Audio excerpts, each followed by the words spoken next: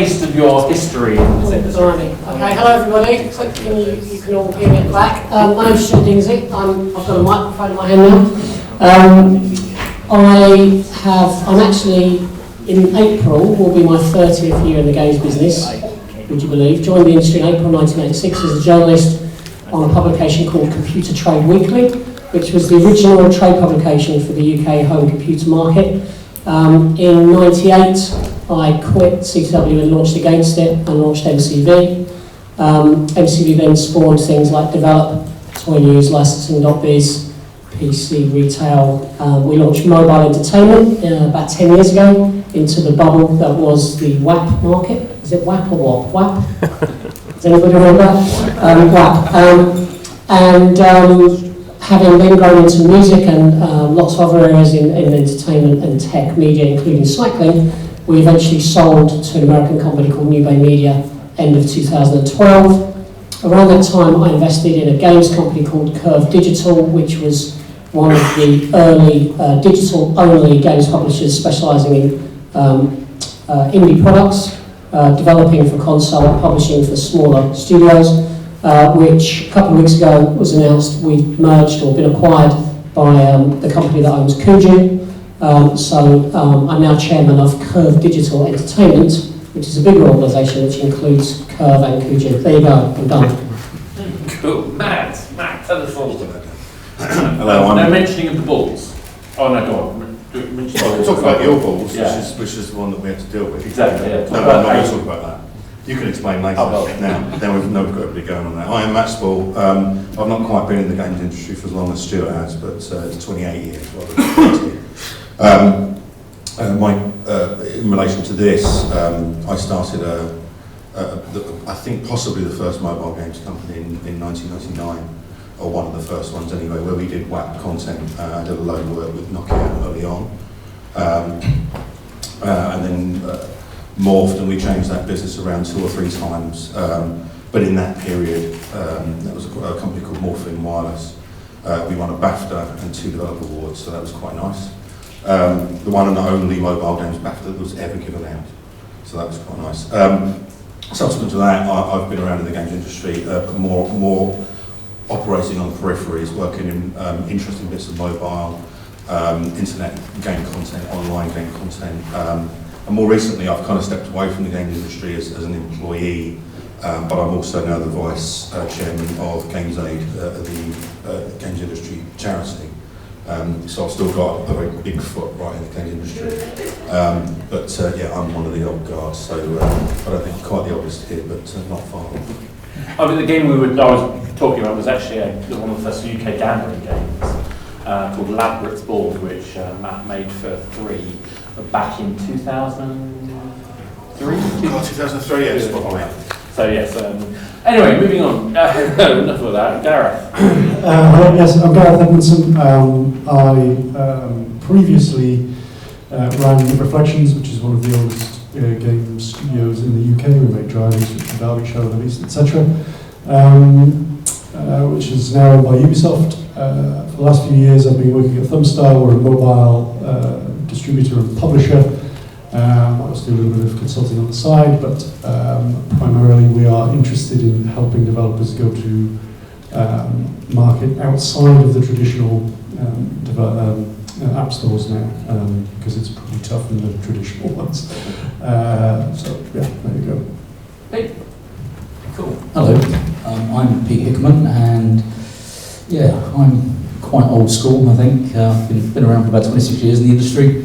My first proper games industry job was at Virgin Games, actually working with Matt, which was a very long time ago. Currently, I work for BBC Worldwide as the producer for drama and children's, so I get to work on wonderful things like Doctor Who and Sherlock and Sarah and Duck, and Dougie, and lots of other fun things. To me, 18 years seems so young in the industry. Clearly not interesting enough. Anyway, so the lot of talk that goes on about the old school industry versus the new school industry is that particularly because of the end of retail, physical retail, well not end, but the shift to digital, that none of the lessons still apply. I'd like to challenge that. What lessons do you think you learned back in the old days that you still think are relevant today? Stuart, do you have any kind of thoughts about, or is it, or am I wrong? Is it that everything's changed, you have to learn everything from scratch? Have you learned stuff from the past that you can still bring to the future? Well, I was in media rather than software, so really, in terms of how a games company operates, I'm really on the inside for the first time in a couple of years. But somebody who's always taken an interest in what's going on, I think the biggest differences obviously are, there was a time when people just used to think about the UK. The smart companies moved quickly, and obviously in a digital environment, territories don't really count. I think there was a time where it felt like there was a lot of suppliers. It was a sales and distribution market. From Curve's perspective, you know, we've got 3 or 4 customers: Nintendo, Sony, Microsoft, and Steam, maybe a few others. So I think the thing that I've noticed is that there is more product than ever, which is what everybody always said every year. It's easier to get to market, but it's harder to sell anything. It's hard to communicate to audiences, isn't it? I mean, it's the whole old school media kind of way of... Yeah, so there were companies in the past, and we used to sell advertising to them, that would have very average products that would shout very loudly, and that would gain distribution, and that would be kind of half the battle, because that would put boxes in front of people. You can't do that anymore. So Matt, you know, you've left games. Is that because you've given up, or? No. It's because I kind of veered off into smart TV, and I'm doing stuff over there at the moment. But I've still got, I said, one big foot in games, because the games aid and events like this, and you know, God for hire really. Yes. But I mean, in answer to your question, there's quite a few, and I'll pick a couple, almost mottos that I use that still apply today. One, no game's ever failed for being too easy. Many have failed for being too hard. It's kind of, yeah, it kind of sounds a bit trite, but it's actually, you know, look at the stuff that's making the most money now. Things like Clash of Clans, Candy Crush, etc. They're incredibly accessible products, and they're specifically designed to get you in by making it very easy and very kind of interesting, and not necessarily challenge you early on until you've moved in. The other one I've got is make sure you know who you're appealing to. So when you make a game, Candy Crush and Clash of Clans are also good examples here, but so are other products. You know, if you're appealing to a soft gamer market, if you're going after someone or going after a market where you're kind of taking small amounts of money off them, you need to make it approachable and nice. You know, you wouldn't. Candy Crush would never have made its money if the things that you were swiping around on the screen were spiders and skulls.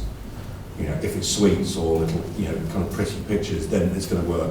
So be careful when you're appealing to a certain market. Make sure your product applies to that market. There's often seen situations where you've got a very kind of core, you know, kind of mid-core game that's got very hardcore graphics and vice versa, and they fail. There was another one, but I'll come back to it in a minute. That's fine. Well, Gareth, I mean, obviously you shifted from being kind of making the games to kind of distributing the games to a certain extent. I mean, you've had an even bigger shift, arguably. Yeah, I think I wouldn't disagree with anything that's been said so far. I think when you look at the actual making of games, there's a core of skills. It's fairly obvious this, but there's a core of skills that's still the same. You need good designers and good concepts and good technology people. There's a whole raft of new skills that are needed, analytics and all that sort of stuff, and engaging directly with communities and all that stuff that developers never bothered with because they didn't or couldn't, and that has become really important. But one of the things that, because of the sheer volume of games there are, particularly in mobile, so there's 300-ish games uploaded to the store every day. I don't know what the latest. 362. There you go. So it used to be the case that you were reasonably sure of success if you made a very high quality game, because you would pick up a publisher along the way, and the number of products out there would mean you would stand out as long as you didn't do anything stupid. Now it's absolutely no guarantee of success. So the point on It's harder. It's easier to make games. It's true. It's a lot harder to be successful, in my opinion. I think there was a period of time as well in sort of early-ish console days when you could put pretty much anything out and it would do okay. And that happened in mobile as well, but that market has gone. And it's not going to happen in VR because people won't stand for it anymore. Because the market's just got that much bigger. So, yeah, those are the main things, I think, for me. Cool. Pete, give me on that. I guess there are a few things. First of all, you do need to make a great game that people love to play. And if you don't do that, then it's never going to sell. I think the second thing is marketing is really important, more than ever. Going back to what Oscar said earlier, it's about getting people's eyeballs and telling them that your game is there. And if you don't do that, then they won't know it's there. They won't buy it. Word of mouth only goes so far. I think something else that we forget is that there is still a retail market, but the amount of shelf space is incredibly limited and often paid for. So, I think it's important that whatever product you come up with actually has a space for it on everybody's shelf. Everybody wants to be popular and make money, but if it's not something that's going to sit on that shelf and stand out, then it's not going to sell. So what keeps you motivated? Why do you stay in this industry that you've been involved in? Is it inertia, or have you got something you're aspiring to do, aspiring to bring new? It's because it's always changing. That's the most exciting thing about this industry is the same sort of thing, which is you're making brilliant, interesting, cool stuff. But it changes so dramatically, so often. There's still so much scope for innovation. Now we've got esports and VR coming and stuff, and that's what it is for me. I don't find it easy to get enthusiastic about new things to play with, and new technologies, and new platforms, and new types of gameplay, and all that sort of stuff. But I mean, Matt, you were denying it, but you're exactly doing that, aren't you? You're actually pursuing new platforms. Well, yeah, I mean, sort of. Well, I am. I'm coming at it from a very odd angle, though, which is smart TV is my focus, and smart TV is ostensibly rubbish, and it has been rubbish since it came out. And that's primarily because it's designed by TV companies to add features to their televisions, as opposed to designed by content companies or designed by users or designed by people that understand what the user wants. So it's kind of, but I've spent 5 or 6 years now using a lot of the skills and understanding that I got from game development, being both in hardcore, core and mobile, casual development. And I'm taking that, I'm trying to bring that to smart TV to kind of, I'm going to use that word, to gamify the process. Sorry about that. It's actually not. I'm kind of making it more like so. It's just the understanding that from years and years of trying to appeal to people that don't necessarily understand what it is you're trying to achieve. So it's kind of helping them and hand-holding them through the process. Stuart, you're Stuart. From my perspective, I did actually go into a number of other markets. The first one I went outside of was in toys. And we were successful in toys. We were kind of the number 2, and there's a brand there that continues, and it's a very strong brand. But toys is a really boring market, full of old men who've been doing it for a long time, and sort of ways of doing business that haven't ever really changed. None of you would want to work in the toy industry, as far as I can see. Some of the other markets I've been in have perhaps been a bit more tech-led, and obviously games is effectively a tech market. And I guess, why would you stay in a business? Well, you stay because it changes, it excites you, it allows new people to become successful. There's a low barrier of entry. There was a period, maybe in the 90s, where that disappeared because of the strength of the consoles, but I think in the last few years, with the explosion of mobile and digital publishing, the developers, the studios who are effectively our artists, which is our version of what I saw in the music industry, all have an opportunity to shine. And the other thing is, all my mates in the games business. Fair enough. So, I mean, Pete, do you want to comment on that? Yeah. It's, variety is definitely something that keeps me motivated. But interestingly, I now work for a company that makes television programs and markets merchandise. I mean, that's essentially what BBC Worldwide is. And many of them don't know anything about video games. So, I'm in a building with 1,000 people who have no idea what goes on at these conferences and, behind the scenes, making a game, what it takes. So it's really interesting being able to work with those people in different media and be able to, tell them about my experiences and educate them. I personally felt that when I was working in 3, because it was very nice being the game specialist. Makes life a lot easier when you have anyone to contradict you. So let's sum up, because we're trying to sort of get back onto the sort of time schedule. I know a lot of you get quite involved in sort of helping and mentoring people, but what's the one piece of advice you'd like to pass on to the next generation of game developer? Who wants to kick that off? Go on, okay. Yeah, and and it just kind of comes from the fact that I share an office with a games company, so I'm still here and see a lot of stuff that's going on. But actually, part of it is about the worries about being seen, and being talks about marketing, which is absolutely true. You've got to tell people you've got a game. But it's very interesting to see. I talk about the stuff that's always at the top, but there's actually quite a lot of room at the bottom. And it's not to be, if you're a small team or an independent developer, don't be disheartened by the fact that you're probably never on your own going to be generating $1 million a day like the guys at the top are. But bear in mind that if you can generate £100 a day or £200 a day through a relatively successful product that might appeal to 100,000 people, then that's a 60 grand a year wage. That's more than you get working for a games company, or it's something you can do in your spare time, or something you can do. Don't be disheartened by the fact that there are these people at the top making millions and millions of dollars. There's a lot of room at the bottom. It's just a matter of making sure people know there's a product there and making sure it's one that they want to play. Some good points from that.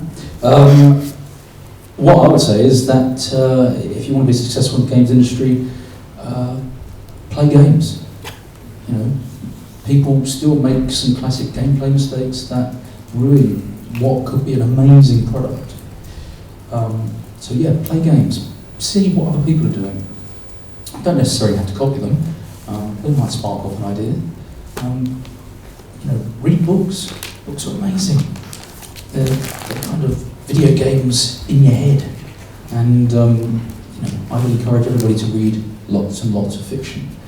And I think finally, persevere. If you really want it, don't give up. Don't let the dream go, if you want to say that. It's don't take no for an answer. Keep banging on people's doors. Keep sending them letters. Keep sending them ideas. It will work out eventually. I think Stephen King had a line in his book on writing about being a writer, which is you're not a writer unless you're reading 2 hours a day and writing 2 hours a day. And I think there's an aspect of if you're not playing games, and I mean board games as well as computer games, as well as making them, you can't really fulfill yourself, I'd argue. Actually, it's quite funny because working at BBC Worldwide, I get lots of people coming in through our marketing teams and through our brand teams. And we had somebody pitch something the other day, and they said it's going to be a game. We're going to use these things. They're kind of geometric patterns. We call them polygons, and we're going to create these characters that are polygons. And I didn't say anything. It's just one of those stories. Not too much to add, to be honest, but I think you have to be an optimist because it's brutal. It's honestly brutal now that so many people are doing it. But a bit of self-belief as well, because you don't want to just create derivative games, because that's not going to happen. So it's not really good. I love that. Yeah. Be an optimist in games, it's brutal. Finally, so obviously you need to have a certain level of excellence. You have to keep persevering. But what I would also say is keep learning. Coming to events like this will help you. work on your profile. Don't be a grumpy keyboard warrior. Be a nice person. Raise your profile. Persevere. Keep going. And if you work hard, and if you're any good, genuinely, that's when you get the luck. One other thing, sorry, the other thing to do is ignore the naysayers. Anybody that negatively criticises anything you do, don't engage with them, just ignore them. They're idiots. Unless it's me. Especially. On that note, I'm going to thank you guys very much.